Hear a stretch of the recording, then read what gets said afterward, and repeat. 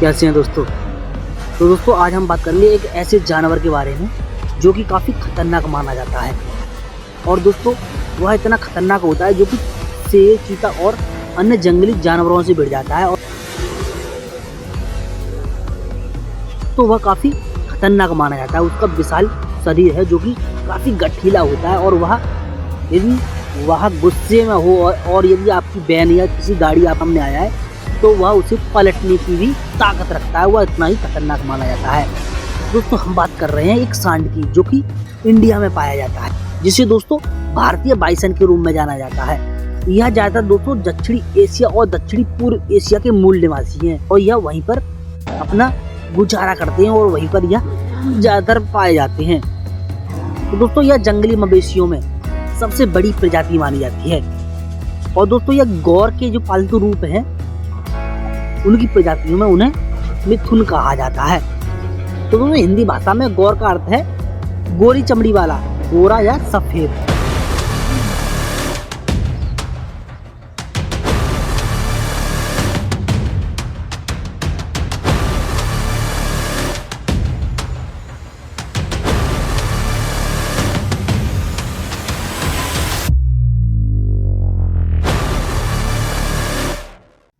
तो दोस्तों यह भारतीय बाइसन जिसे गौर कहा जाता है और यह जो जंगली मवेशियों में बोविडे परिवार की सबसे बड़ी प्रजाति मानी जाती है। और दोस्तों यह मलेशिया में गौर को सेला डैंग के नाम से जाना जाता है, जबकि म्यांमार में उन्हें पियांग कहा जाता है। मलय प्रायद्वीप, दक्षिणी पूर्व एशिया और भारत सभी गौरों का घर माना जाता है। यह वहीं पर ज्यादातर पाए जाते हैं।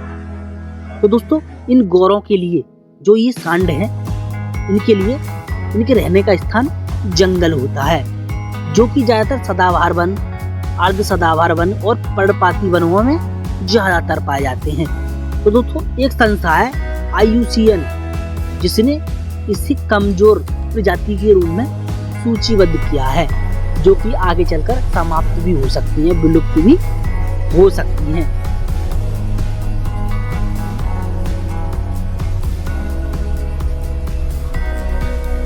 पिछले कुछ दशकों में इन सांडों की आबादी 21,000 से 24,000 के बीच आंकी गई थी, जिन्हें श्रीलंका और बांग्लादेश में दोस्तों विलुप्त घोषित कर दिया गया है।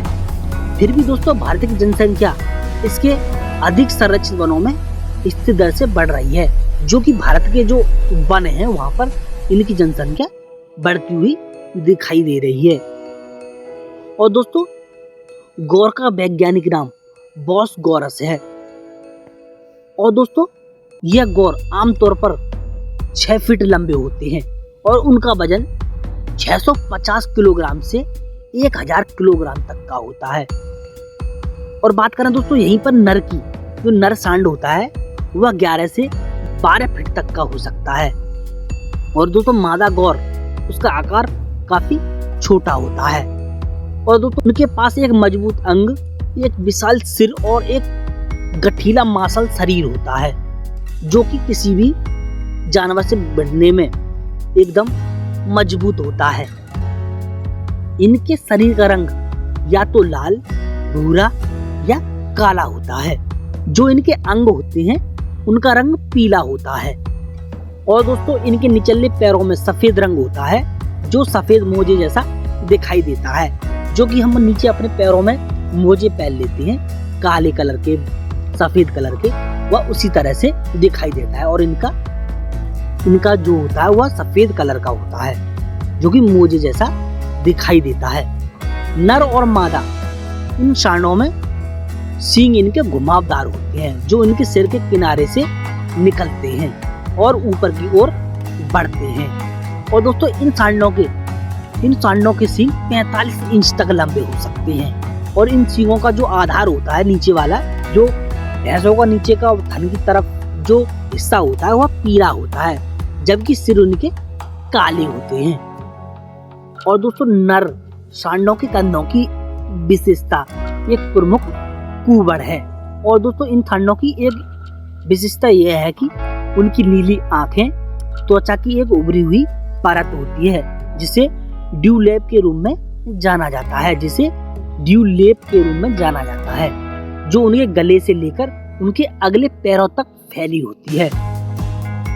बात करें दोस्तों इनके जीवन चक्र की, यह कितने साल तक जीवित रह सकते हैं और किस तरह से यह बढ़ते हैं। जंगल में गौर आमतौर पर 25 से 30 साल तक जीवित रह सकते हैं और यह दोस्तों नर झुंड में अलग अलग मादाओं से संभोग कर सकते हैं। और दोस्तों यह अपने साथी को, जो इनका साथी होता है, उसको सुरक्षित करने के लिए पुरुष अक्सर दूसरे पुरुष से युद्ध करने लगते हैं, जो कि उसे सेफ्टी देते हैं और उसे सुरक्षित करते हैं। यह झगड़े कभी कभी ऐसे समाप्त होती है कि यदि जब तक कोई इनसे घायल नहीं हो जाता या बुरी तरह से गिर नहीं जाता या मर नहीं जाता है, जब तक यह उसे छोड़ती नहीं है। तो दोस्तों मादा सांड की गर्भावस्था आमतौर पर लगभग 9 महीने तक चलती है, जिसके बाद मादा अपने बच्चों को जन्म देती है।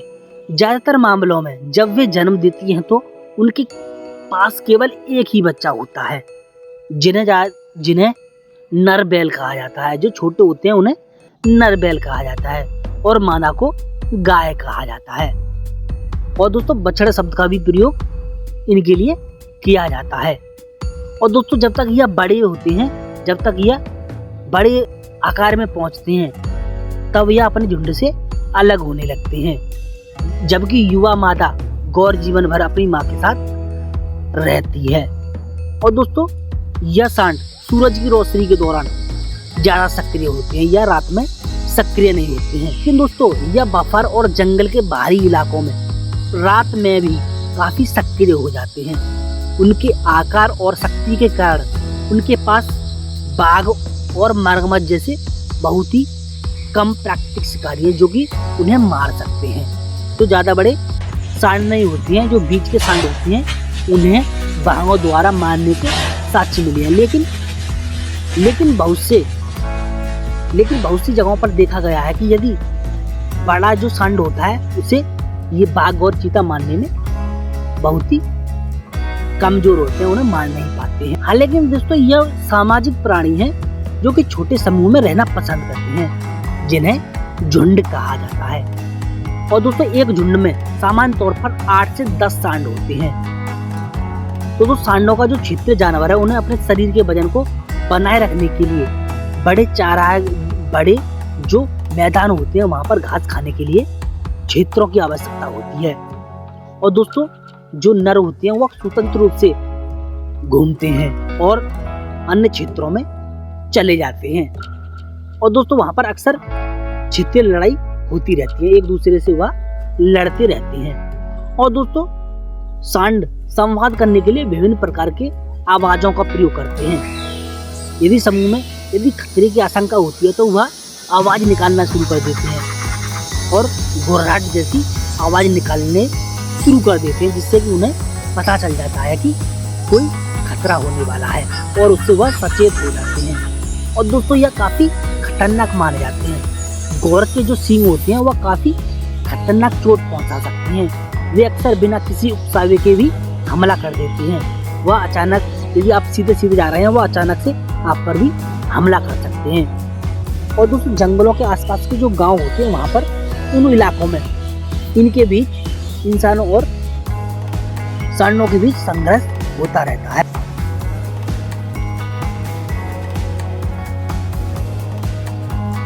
और दोस्तों यह गौर शाकाहारी होते हैं, जिसका मतलब है दोस्तों ये घास ही खाते हैं, या पत्तियां, पौधे, झाड़ियां, ये इन्हीं चीजों को खाकर रहते हैं। और दोस्तों इसके अलावा यह तने, फूल और फल भी खाते हैं।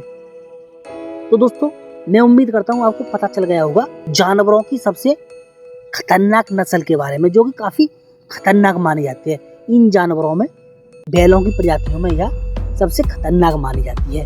तो दोस्तों यदि आपको हमारी यह वीडियो अच्छी लगी तो वीडियो को लाइक करें और हमारे चैनल को सब्सक्राइब करें। मिलते हैं एक ऐसी वीडियो के साथ, जब तक के लिए नमस्कार।